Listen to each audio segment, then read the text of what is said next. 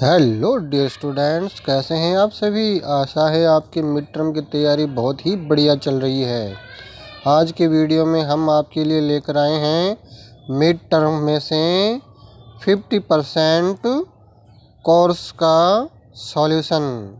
Mid term में आपका paper 60 number का आने वाला है, उसमें से 30 नंबर का आज हम आपको सॉल्यूशन लेकर आए हैं और इसमें हम आपको बताने वाले हैं कि किस प्रकार के प्रश्न रचनात्मक कार्य के आएंगे, जो आपको किस प्रकार से करने होंगे। रचनात्मक कार्य आपका 12 नंबर का आएगा। उसमें से आपको एक चित्र वर्णन, यहाँ चित्र दिया हुआ होगा, मंजूषा दी हुई होगी, जिसको देख करके आपने 4 वाक्य बनाने हैं। हर वाक्य के 2 नंबर मिलेंगे और आपको मिलेंगे टोटल 8 नंबर। और इसके बदले में अगर आप ये नहीं करना चाहें तो आप मम परिचय की भी 4 लाइनें लिख सकते हैं, उसके भी आपको पूरे 8 नंबर मिलेंगे। इसका हम पहले वीडियो बना चुके हैं और उसका लिंक आपको डिस्क्रिप्शन में इसी वीडियो के नीचे लिंक में मिल जाएगा, जिसको आप देख करके अच्छी तरह से उसको समझ सकते हैं और पूरे 8 में से 8 नंबर प्राप्त कर सकते हैं। उसमें हमने बड़े ही सरल तरीके से वाक्य बनाने के बारे में बताया है। इसके बाद ये आपका 8 नंबर का आएगा। उसके बाद ये जो आपका रचनात्मक कार्य है, उसमें 4 नंबर का एक प्रश्न और आने वाला है। उसमें देखिए क्या आएगा। उसमें आपको सिर्फ ये ध्यान रखना है कि उस प्रश्न में जो शब्द लिखे हुए होंगे उन शब्दों को आपने आपस में जोड़ना है और वाक्य बनाने हैं, वो भी 4 नंबर के आएंगे। 4 वाक्य हमने बनाने हैं। उसका तरीका क्या है, जैसे यहाँ पे आप देख पा रहे होंगे, सामने यहाँ दिखाई दे रहा है कि कर्ता प्लस कारक प्लस क्रिया, तीनों को जब हम मिलाते हैं तो एक छोटा सा वाक्य हमारा व्याकरण की दृष्टि से शुद्ध वाक्य बन जाता है। तो उसके लिए हमने पेपर में जो जिस प्रकार का पैटर्न आएगा उसको सरल प्रकार से किस प्रकार हम कर सकते हैं, इस पे ध्यान देना है। देखिए ये जो शुरू में ये लिखे हुए हैं, ये है कर्ता, ये है कर्ता, और उसके बाद जो लिखे हुए हैं बीच में वो हैं कारक, ये इसकी साधारण पहचान है, और जो अंत में लिखे हुए हैं वो हैं क्रिया। अब तीनों को हमने इस प्रकार मिलान करना है ताकि एक सार्थक वाक्य बने और व्याकरण की दृष्टि से शुद्ध वाक्य बने। उसके लिए हमने इधर से चलना। देखिए सबसे पहले हमने बालका, बालका, इसमें देखिए आगे आ का डंडा है और विसर्ग है, इसका मतलब ये बहुवचन का है। तो बहुवचन की हमने यहाँ पे क्रिया देखनी है। क्रिया, बहुवचन की क्रिया यहाँ पे देखो लिखी है, उसकी पहचान होती है तीत अंति, अंत में अंति होगा। तो अंति किसके अंत में लिखा है, अंति यहाँ पे लिखा है खादंती के अंत में, तो ये खादंती हो गया। बालका खादंती यानी कि खाते हैं। अब बालक क्या खाएंगे, गीत थोड़ी खाएंगे, गीत नहीं खा सकते, वस्त्र नहीं खा सकते, विद्यालय नहीं खा सकते, केवल फल खा सकते हैं ना, तो ये फल हो जाएगा। तो वाक्य हमारा बनेगा बालकाः फलानि खादन्ति, बहुवचन का वाक्य बन गया। एक सिंपल सी ट्रिक से हम इसको आसानी से कर सकते हैं। अब दूसरे में देखें यहाँ पे सीता, इसमें सिर्फ आ का डंडा है आगे, इसका मतलब स्त्रीलिंग शब्द है और एक वचन है। लता लते लताः, सीता सीते सीताः, तो यहाँ पे सीता एक वचन का है। तो एक वचन की यहाँ पे देखो, यहाँ पे ये देखो, एक तो गायती, अंत में ती है ना, जिसके भी अंत में ती है वो हो सकता है सीता गायती, सीता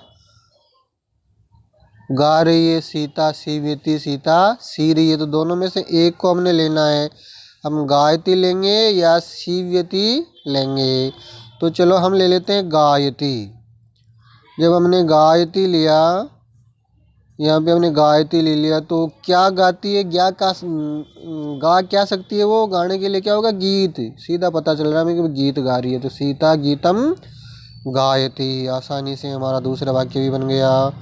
ऐसे ही इसी ट्रिक से हम तीसरा बनाएंगे, सोचिका है।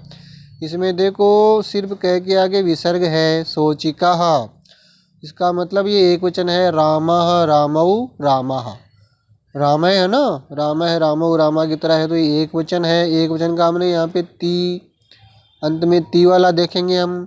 तो ती वाला कौन सा यहाँ पे देखिए, हमने गायती पहले ले गया था, ये सीव्यति लेंगे, सीव्यति। सीव्यति का मतलब सीता है, तो सीता क्या है, सीने का काम किससे होता है, वस्त्रों से। तो आसानी से हमें पता चल गया कि यहाँ पे वस्त्रम होगा, सोचिक है वस्त्रम सीव्यति। और शुरू के अगर हमने 3 सही कर लिए तो चौथा अपने आप सही हो जाएगा। चौथे में देखो क्या बचा है, यहाँ पे अहम बचा है, यहाँ पे क्या बच गया, गच्छामि, और यहाँ पे क्या बच गया, विद्यालय, मैं विद्यालय जाता हूँ। ये अपने आप बिल्कुल सही हो जाएगा। इसकी ट्रिक यही है कि आखिर में जो बचा वो बिल्कुल सही है। इस प्रकार हम इसको आसानी से कर सकते हैं। ये हमारा हो गया रचनात्मक कार्य 8 + 4 12 नंबर का। उसके बाद हमारा यहाँ पे होगा अनुप्रयुक्त व्याकरणम। व्याकरण हमारा आएगा 18। 12 का हमने रचनात्मक कार्य कर लिया, मिल करके पूरा 30 नंबर का ये पोर्शन हो जाएगा। इसमें जो व्याकरण के प्रश्न आएंगे वो किस प्रकार आएंगे और हमने किस प्रकार करने वो देखिए। सबसे पहले यहाँ पे लिखा है सामने, आप यहाँ देख पा रहे होंगे, अधोलिखितानाम शब्दानाम विभक्तियाँ लिख दी, इनकी विभक्ति लिखनी है। वहाँ पे मंजूषा आपको नहीं मिल रही है, 1 का 1 नंबर मिलेगा। केवल प्रश्न चतुष्टयम 5 है, उनमें से आपको सिर्फ 4 करने हैं, तो जो 4 आपको आए वो कर दीजिए। अब देखिए हम विभक्ति ढूंढे, यहाँ पे मतयः, ये स्त्रीलिंग शब्द होता है, मति मति मतयः है, तो मति मति मति प्रथमा विभक्ति होगी। इसमें पहली लाइन है तो इसकी विभक्ति होगी प्रथमा, जो पहली लाइन होती है उसकी प्रथमा विभक्ति होती है, मतयः है। अब यहाँ पे देखिए शिक्षा यही, जहाँ पे ऐसे यही लिखा हो ना, यही की मात्रा हो ऊपर यही है ना, इसका मतलब वो होती है चतुर्थी विभक्ति, तो ये हो गई चतुर्थी, ये पहचान होती है उसकी, चतुर्थी विभक्ति हो गई इसमें। और यहाँ पे देखिए मनोरमया, तो जहाँ भी अंत में ऐसे मया हो, तया हो, या अंत में ऐसे केवल या हो, वहाँ पे होती है तृतीया विभक्ति, ये हो गई तृतीया। ऐसे आपको विभक्ति लिखनी है, तृतीया, तृतीया हो गई, तो जो है ना ऐसे ऐसे लिखना है, तृतीया में तृतीया हो गई। अब यहाँ पे देखिए सर्वेशाम, तो जहाँ भी अंत में ऐसे आकार डंडा हो और ऐसे मैं हो, इसका मतलब वो षष्ठी विभक्ति है। कौन सी विभक्ति है, षष्ठी, तो इसमें हमने लिखने हैं ऐसे षष्ठी विभक्ति। अब देखिए अंत में लिखा है यहाँ पे वारिसु, तो जहाँ भी अंत में ऐसा सु हो, ऐसा सु हो, वो सप्तमी विभक्ति होती है। कौन सी विभक्ति होती है, सप्तमी, तो यहाँ पे हमने लिखना है सप्तमी। ये होता है इसकी पहचान का तरीका, जिसके हिसाब से हम इनको बिल्कुल सही उत्तर दे सकते हैं। अगले प्रश्न में यहाँ पे देखिए उपसर्ग आधारित शब्दान संयोज्य विभिज्य लिखत, ये उपसर्ग वाला प्रश्न है। उपसर्ग, उपसर्ग आपने पढ़े होंगे, सर ने पढ़ाए होंगे, हमने भी पढ़ाए थे। तो उपसर्ग जो है उसमें या तो हमने उपसर्ग को जोड़ के लिखना है या अलग करके लिखना है। यहाँ पे देखो ये है अपयश है, क्या देख पा रहे हैं आप, यहाँ पे अपयश है। तो सबसे पहले आपने इसमें ये देखना है कि मूल शब्द क्या है। देखो मूल शब्द यश, यश कीर्ति की फला व्यक्ति का यश बहुत दूर तक फैला हो, तो यश हो गया ना, तो यश का मतलब यहाँ पे यश मूल शब्द है, और जो बचा हुआ है पीछे प्लस में वो हो जाएगा उपसर्ग, ये अपयश, जिसको हम आसानी से अलग कर सकते हैं और उसके बाद भी मूल शब्द सही रहता है, वो होता है अपयश। अगर हम यहाँ सिर्फ इसको ए लिख देंगे तो पयस पयस कोई शब्द नहीं बना ना, अप और यस आसानी से हमने पता चल जाएगा, हमें लगेगा सुना हुआ सा भी प्रतीत होगा। अब यहाँ पे देखिए अलग अलग कर रखे अनुभवसी, तो दोनों को सब मिला करके लिख देना है अनुभवसी, कुछ करना ही नहीं, सिर्फ प्लस अंदर से हटा देना है, अनुभवसी, बड़ा ही आसान है ये तो। और अगले में देखिए यहाँ पे आहार है, तो यहाँ पे भी हमने टुकड़े करके देखना है। देखो हार शब्द जो है ना, हार, हमने सुना है कि फलां को हार पहनाया है ना, तो हार शब्द है ना, हार वो मूल शब्द है, तो ये हार अलग हो गया और इसमें उपसर्ग रह गया आ, तो आ प्लस हार है, आहार है। आसानी से इसका भी कर सकते हैं हम। और अंत में देखिए यहाँ पे तो मिला हुआ सम प्लस तुष्ट है, तो जहाँ भी शुरू में सम होता है ना तो उसके मैं की जगह न हो जाता है, ऐसे न संतुष्ट हो जाएगा। ये मैं की जगह हमेशा न होता है, ये हो जाएगा संतुष्टः। इस प्रकार हम इसको आसानी से सिंपल सी ट्रिक के साथ कर सकते हैं। इसी में आगे देखिए, आगे प्रश्न पूछा जाएगा आपका संख्या वाला प्रश्न आएगा 4 नंबर का। मंजूषा दी हुई होगी और मंजूषा देखो ये यहाँ दी हुई है, यहाँ पे संस्कृत में संख्याएं लिखी हुई हैं, इनको हमने इनसे मिलान करना है कि कौन सी संख्या को संस्कृत में क्या कहते हैं। देखिए यहाँ पे 40 लिखा है, तो हमें पता है 40 को क्या कहते हैं, 40 को कहते हैं हम चत्वारिंशत्। गिनती हमें आती है इसलिए हमें साफ साफ पता है, तो हम यहाँ आगे लिख देंगे चत्वारिंशत्। यहाँ पे देखो ये 18, तो 18 को हम क्या कहते हैं, 18 को कहते हैं अष्टादश, तो यहाँ लिखना आगे अष्टादश।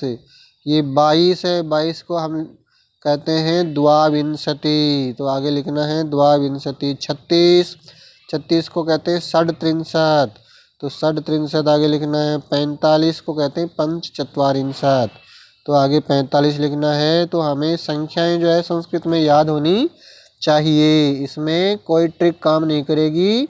आपको अगर संख्याएं याद हैं तभी हम कर सकते हैं। अगला प्रश्न देखिए यहाँ पे, यहाँ लिखा है कि अधोलिखितानां शब्दानां कृते मंजूषा से चित्वा संस्कृत पदम लिखत। यहाँ पे भी जो है ना संस्कृत का पद लिखना है, और ये भी क्रियापद है, वो ही है यहाँ पे। और कुछ जो है ना ऐसे भी पद हैं, कुछ नहीं क्रियापद नहीं है यहाँ पे, जो है ना संस्कृत के शब्द हैं, यानी कि ये शब्दार्थ हैं। साफ साफ जिसको शब्दार्थ याद होंगे वही ये प्रश्न कर पाएगा, तो शब्दार्थ भी आप अच्छी तरह से याद कर लें, क्रियापद से कोई लेना देना नहीं। यहाँ मैं गलत बोल गया, ये है शब्दार्थ। जैसे हर पाठ के अंत में जो शब्दार्थ होते हैं ना, वो शब्दार्थ आपको चित्र याद करने हैं, उसमें से ये पूछा जाएगा। जैसे यहाँ पे लिखा कछुआ, तो कछुआ जो है ना उसको संस्कृत में कहते हैं कूर्मः, तो हमने यहाँ पे लिखना आगे कूर्म। निर्धन है, ये कछुए वाले पाठ से ही हैं सारे। निर्धन है, निर्धन का मतलब विपन्न, संस्कृत में कहते हैं विपन्न। सरलतया, ऋजुता। अकाल, अकाल को कहते हैं दुर्भिक्षा। राख को कहते हैं भस्म, उसने कहा था ना भस्म खादात, राख और राख, जो वो उड़ा के ले जा रहे थे ना कछुए को, हंस, तो बच्चे ने नीचे से देखा था मुझे मिल जाए तो मैं इसकी चटनी बना के खा लूँ, तो उसने कहा था राख खाओ राख, वही होता है भस्म। अब आगे देखिए, इसमें आगे वाले जो प्रश्न है इसमें देखिए ये है, आप देख पा रहे होंगे, इसमें है क्रियापद। देखो मंजूषा पद सहायतया क्रियापदम लिखवा वाक्यानि पूरयति। यहाँ क्रियापद लिख करके वाक्य पूरा करना है। और ये भी आपने जो है केवल 3 प्रश्न करने हैं, यहाँ पे 4 लिखे हुए हैं, उनमें से जो 3 आपको आते हैं वो लिखने हैं। अब देखिए यहाँ पे मंजूषा में 4 शब्द लिखे हुए हैं, 4 वाक्य हैं, ये भी उसी से हंस वाले से और कछुए वाले पार्ट से हैं। देखो यहाँ देखो, हंसाभ्याम से कूर्मोपि, हंसों के साथ कछुआ भी क्या कर रहा था, वहाँ पे उड़ रहा था ना, तो उड्डीयते, उड़ रहा था, उड्डीयते। अहम किंचिदपि न, मैं कुछ भी नहीं, तो उसने क्या कहा था कि मैं जो है तुम्हारे साथ जाऊंगा तो कुछ भी नहीं बोलूँगा, वादा किया था, तो किंचिदपि न वदिष्यामि। एक कूर्म अपि तत्रैव, वहाँ पर वे एक कछुआ भी क्या करता था, रहता था ना, रहता था, तो प्रतिवसति स्म, यहाँ पे आ जाएगा प्रतिवसति स्म। अब वयम गृहम नीत्वा कूर्मम, एक ही बचा बख्शिष्यामि। बच्चों ने कहा था ना कि हम घर ले जा करके कछुए को खा जाएंगे, बख्शिष्यामि। अगर हमें कछुआ मिल जाए, ये ऊपर से गिर जाए, तो उसको ले जा कर इसकी चटनी बनाकर खा जाएंगे, तो बख्शिष्यामि। इसमें भी जिसको कहानी पाठ की पता है वो आसानी से सारे रिक्त स्थान सही भर पाएगा। आशा है आपको अच्छी तरह समझ में आया होगा। यदि अभी तक भी किसी बच्चे ने या किसी ने सब्सक्राइब नहीं किया चैनल को, तो सबसे पहले सब्सक्राइब करें, बेल आइकन प्रेस करें, ताकि अगला वीडियो डालते ही आपको नोटिफिकेशन प्राप्त हो सके और आप बड़ी ही सरलता से साधारण ट्रिक्स के माध्यम से आनंद से अपने एग्ज़ाम की तैयारी कर सकें। All the best.